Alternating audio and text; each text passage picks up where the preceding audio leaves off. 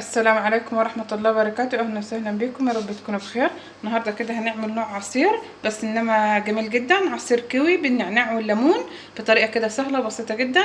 معانا كيوي متقشر ومتقطع، ومعانا هنا كده ليمون 3 ليمونات، ومعانا هنا مية متلجة كده وفيها تلج، ومعانا هنا نعناع فريش، ومعانا هنا عسل.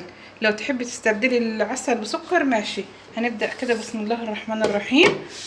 هننزل كده المية بتلج، هننزل كده النعناع. طبعا كده العصير بيبقى جميل كده في الجو الحار، بيبقى جميل جدا كده وحاجه كده منعشه، خصوصا كده لما يدخل فيه في العصير نعناع وليمون بيبقى. طبعا كده هنعصر ال3 ليمونات، طبعا وكده هننزل العسل. طبعا كده هناخد الكلام ده كده هنضربه ضربه جامده جدا في الخلاط، وبعد كده هنرجع لكم تاني. طبعا كده خلاص كده العصير كده بتاعنا الجميل كده المنعش كده جاهز. طبعا كده خلاص كده العصير الجميل بتاعنا كده خلاص كده جاهز. عصير منعش كده وجميل في الجو الحار، جربوه كده. مكونات سهله وبسيطه، انما عصير جميل جدا وعصير كده سهل جدا بس طعمه جميل. والسلام عليكم ورحمه الله وبركاته.